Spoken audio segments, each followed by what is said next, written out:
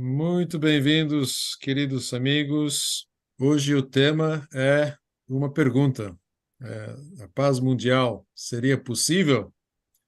E é uma pergunta bastante atual diante de certos acontecimentos aí que estão no noticiário, né? Que estão visíveis aí para todos. Notícias não muito boas, né? Que estão constantemente saindo nas redes sociais, na televisão e tudo, né? Acontecimentos muito tristes no Oriente Médio, em particular. Não somente, mas neste momento em particular no Oriente Médio. Eu tinha escolhido no início o tema como guerra ou paz permanente e uma visão de como é que as guerras começam. Esta é uma apresentação bastante emocional, que acredito que poucas vocês passaram por guerras, porque aqui no Brasil nunca tivemos guerras. Talvez Su e Jaque se lembrem da época da Segunda Guerra Mundial. Mas eu queria dizer que quando eu nasci em 1941, na cidade onde eu nasci, que foi berço de Bahá'u'lláh, em Teherã, a cidade estava sob bombardeios. Meus pais com maior medo, porque sirenes tocavam e bombas explodiam de vários lados. Então, claro, eu não senti nada, mas nasci na época de guerra. Em compensação, minha esposa Maria Teresa, quando nasceu em 1945, a guerra acabou. Então, foi por causa do nascimento dela que todo mundo decidiu acabar a guerra, porque é uma senhora de paz. Quais são os motivos de guerras? Pode ler para mim? Posso. Então, Vaidade e egoísmo dos governantes. 2. Nacionalismo desenfreado. 3. Racismo, preconceitos raciais e tribais. 4. Desigualdade de renda, extremos de riqueza e pobreza. 5. Indústria bélica e armamentícia. 6. Rivalidades religiosas. Você quer uma paz permanente ou acha que uma guerrinha de vez em quando é necessária? esta pergunta eu coloquei no final, porque eu já ouvi de várias pessoas: precisa ter guerras para diminuir o número de pessoas, estão nascendo muitas crianças, o mundo está super habitado, daqui a pouco não vai ter comida para ninguém, mas não é isso. O homem está desenvolvendo de tal maneira, como Abdu'l-Bahá falou, daqui a pouco nós vamos nos alimentar só das coisas que nascem da terra. Não vamos comer mais carne, não vamos abater os animais. Então, esta pergunta que precisamos de guerra para poder diminuir o número de pessoas não é verdadeira. E quando dizem que não tem terras para plantar ou criar gado, coisa assim, é que nunca viajaram de ônibus ou de carro no Brasil para ver como existem terras. Eu estou dando exemplo do Brasil, mas se forem para Canadá ou Austrália, África, outras cidades, tem bastante terra e o homem está desenvolvendo. Agora, a vaidade e egoísmo dos governantes, nós vamos ver mais adiante o que isso está causando. E a maioria das guerras, grandes guerras que existiram até agora, foi por causa de nacionalismo desenfreado, que diziam sempre: meu país, eu tenho que defender meu país e guerrear contra os outros. Aí Bahá'u'lláh chega e, em 1963, diz que todos os homens são ramos da mesma árvore e são gotas do mesmo mar, então nós temos que considerar o mundo como um planeta. Racismo, ainda nós temos racismo. Espera aí que ele saiu. Ainda nós temos racismo, não só preconceituais, mas também tribais, que acham que onde eu nasci, minha tribo, e meus pais e avós é superior aos outros. Um ponto também muito importante que Bahá'u'lláh e Abdu'l-Bahá se refere é extremas de riqueza e pobreza. Então, quando existe gente que tem muito poder material, mas não cuida das pessoas, não digo para dar esmola, só é caridade, mas fazer com que estas pessoas possam viver melhor. E rivalidades religiosas que devem acabar com este princípio que Bahá'u'lláh traz, que todas as religiões vieram de Deus, não tem diferença entre uma e outra. As guerras sempre existiram, porque ninguém quer passar fome. Então, quando havia uma caça e alguém caçava um animal, o outro também queria ir lá e pegar aquelas carnes também para não passar fome, outro que tinha caçado não queria entregar, então sempre houve esse desencontro.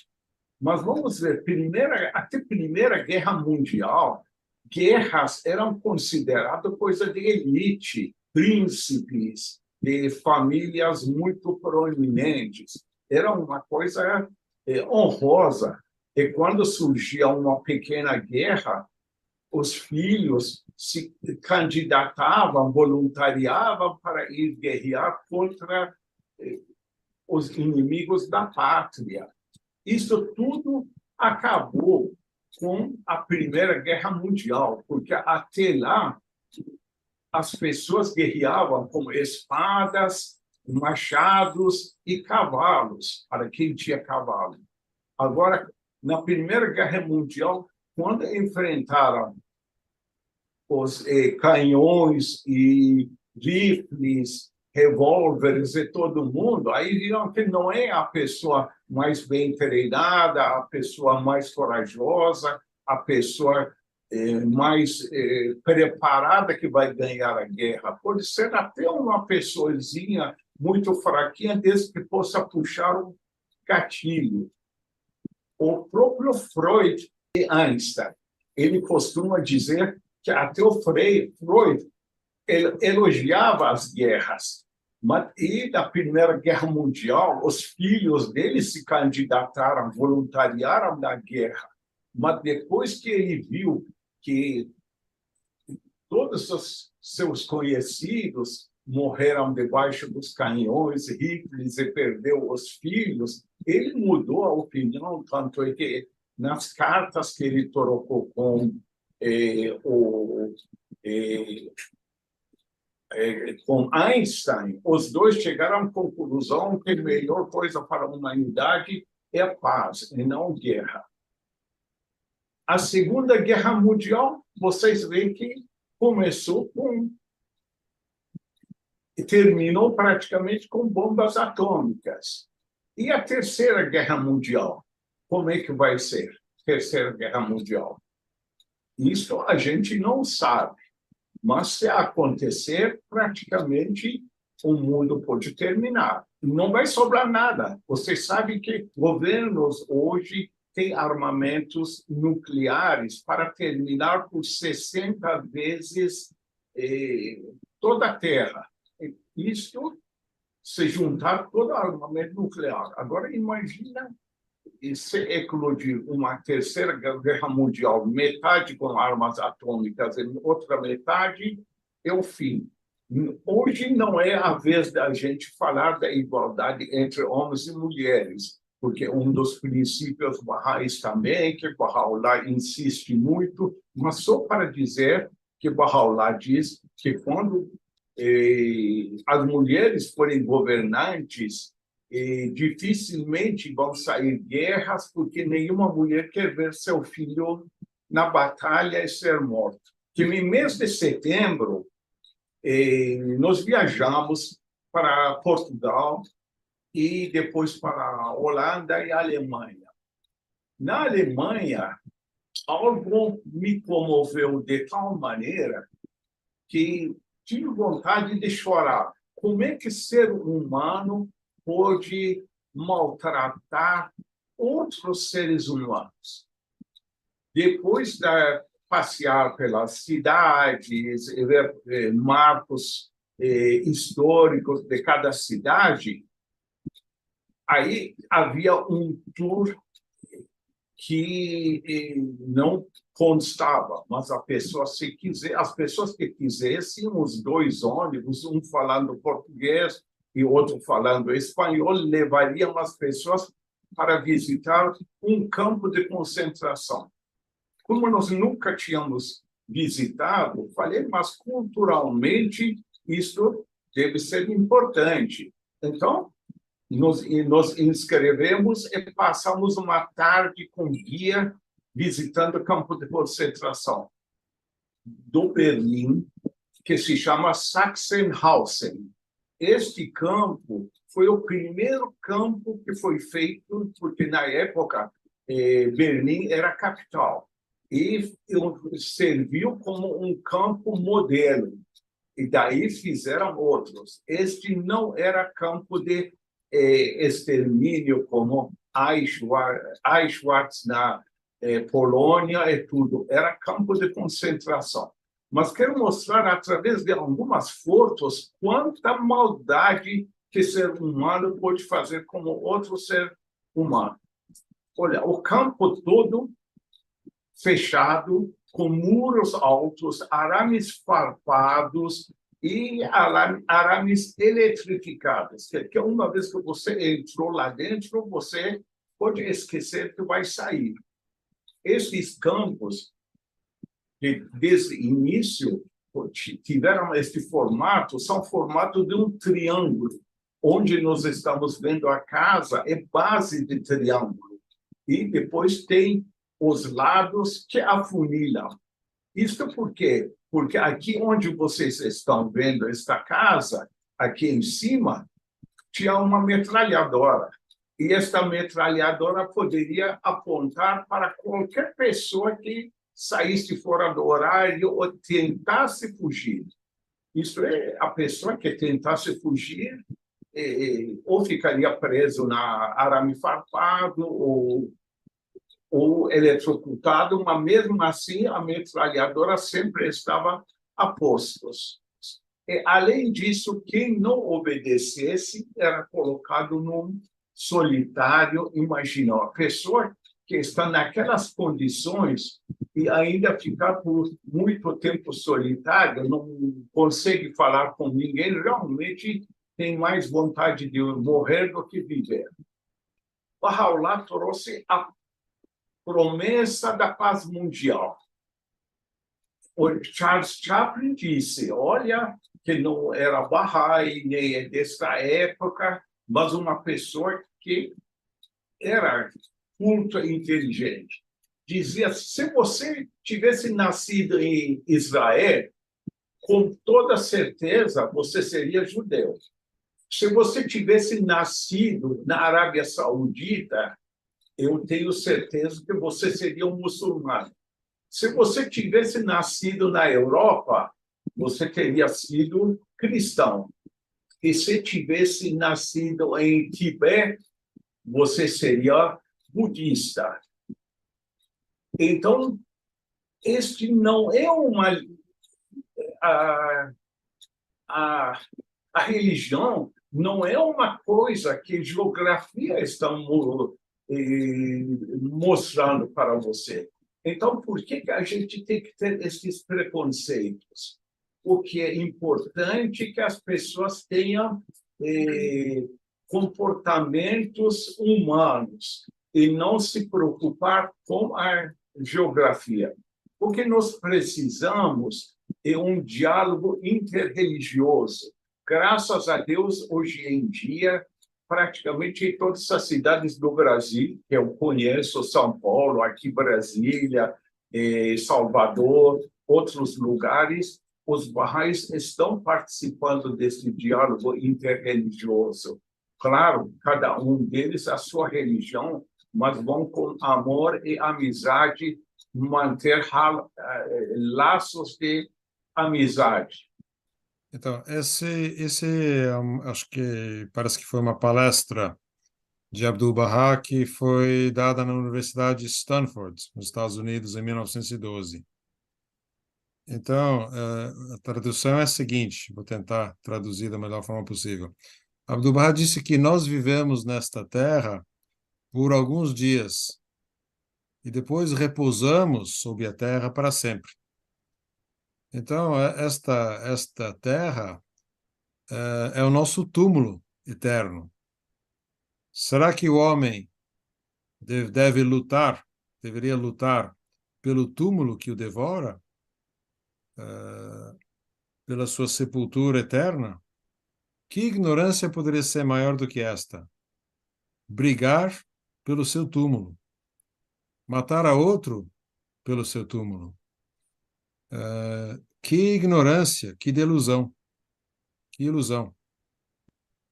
Realmente é uma ilusão. Quando penso que governantes do mundo que governam um país e ainda querem pegar mais outro país ou mais um pedaço aí para aumentar o seu país, o Baha'u'lláh diz que a paz mundial não é só possível, mas também inevitável. Com esta afirmação peremptória, a Casa Universal de Justiça dirige-se à opinião pública mundial no momento em que esta recebe todos os dias notícias, ora alarmantes, ora extraordinárias, sobre o destino do planeta. Agora, quais são os sinais de paz? A religião deve servir como fonte de ordem. É que tem muita gente que coloca política e ignora que a pessoa deve ter religião também, principalmente religiões atualizadas. O papel da mulher, educação para todos, uma língua auxiliar universal, internacional, soluções espirituais para os problemas sociais, a unidade fundamental das religiões. Todos estes itens são coisas que a gente, pouco a pouco, que em ocasiões especiais, pode tratar com mais detalhes.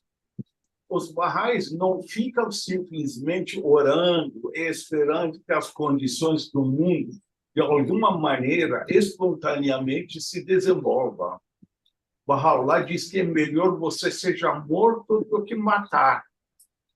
Porque ninguém deve começar uma guerra. Os Baha'is obedecem severamente às leis, trabalham e agem para a eliminação de preconceitos. Os esforços são dirigidos para a unidade humana e religiosa. A paz mundial, que é inevitável, mas com certeza não vai chegar na nossa geração. Certa vez, Varga perguntou a Baha'u'lláh: como a causa de Deus será universalmente adotada pela humanidade? Baha'u'lláh disse que primeiro as nações do mundo se armariam com máquinas de guerra infernais e, quando totalmente armadas, atacariam umas às outras como bestas sedentas de sangue. Como resultado, haveria um enorme derramamento de sangue em todo o mundo. Então, os sábios de todas as nações se reuniriam para investigar a causa de tal derramamento de sangue.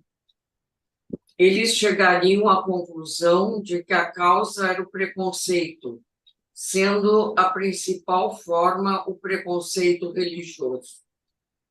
Tentariam, portanto, eliminar a religião para eliminar o preconceito. Mais tarde perceberiam que o homem não pode viver sem religião. Depois estudariam os ensinamentos de todas as religiões para ver quais delas se conformavam às condições prevalecentes da época. É então que a causa de Deus se tornaria universal.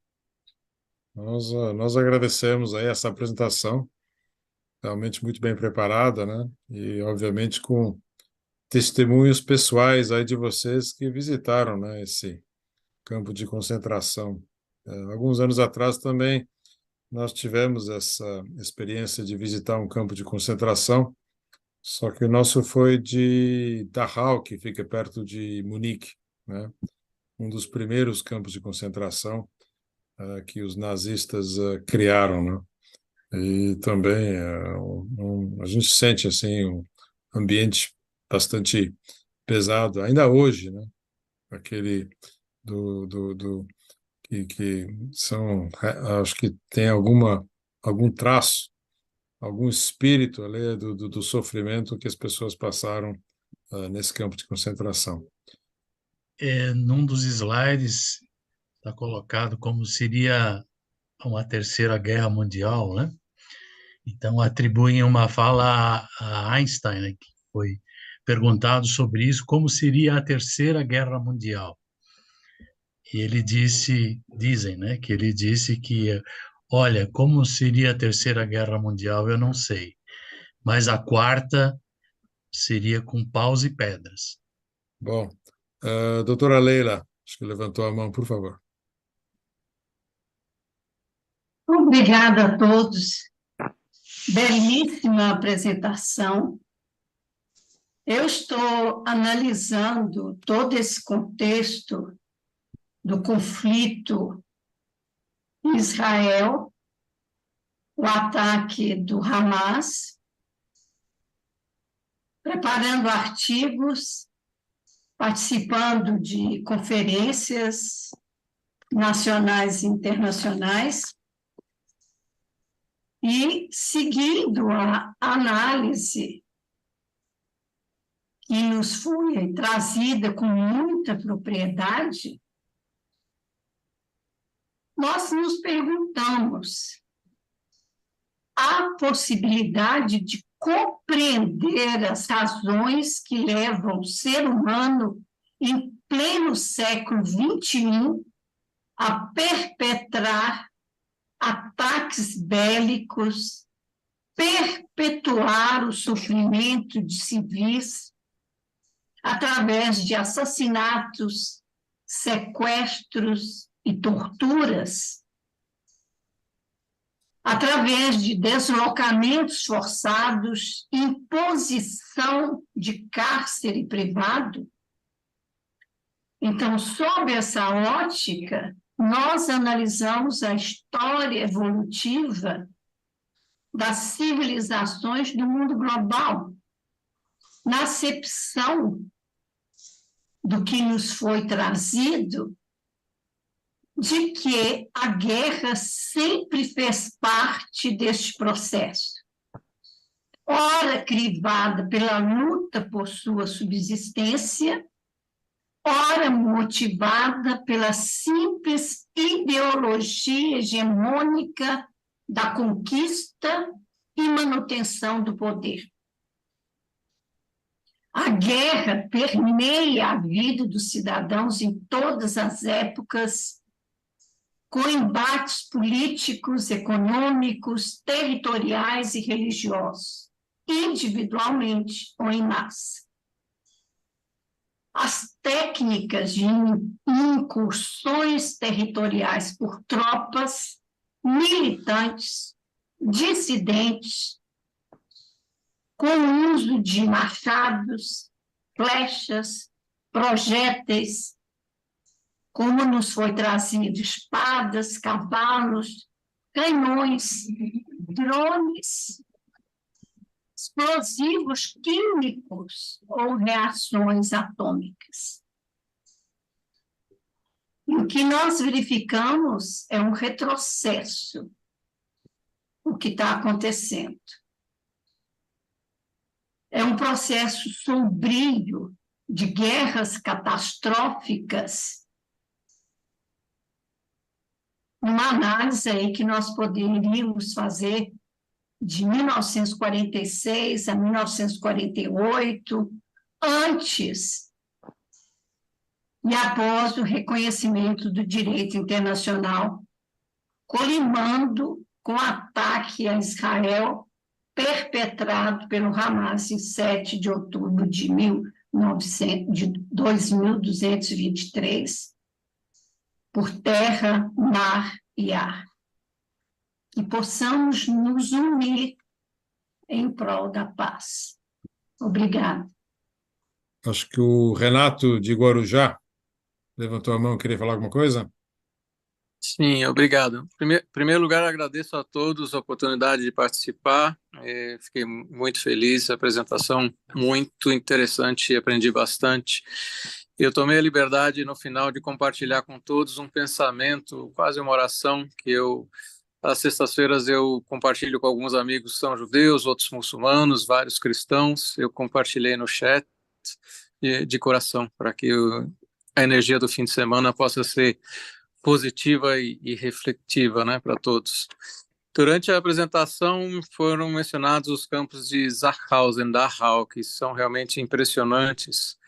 E o que me veio à cabeça é que esses campos são história, e infelizmente história não aprendida pela humanidade, porque se a gente vai a Lesbos, ou a gente verifica em Lesbos, o campo de Moria hoje dos imigrantes, a situação dos seres humanos ou dos ditos seres humanos lá é degradante. E se vamos à África, por exemplo, a Acra, né, temos os lixões tecnológicos dos países de primeiro mundo, e as pessoas que dependem desses lixões também vivem como sub-humanos, como animais. Então, infelizmente, parece que o ser humano não aprende. Isso é muito frustrante. Era isso que eu queria compartilhar, e mais uma vez obrigado pela oportunidade.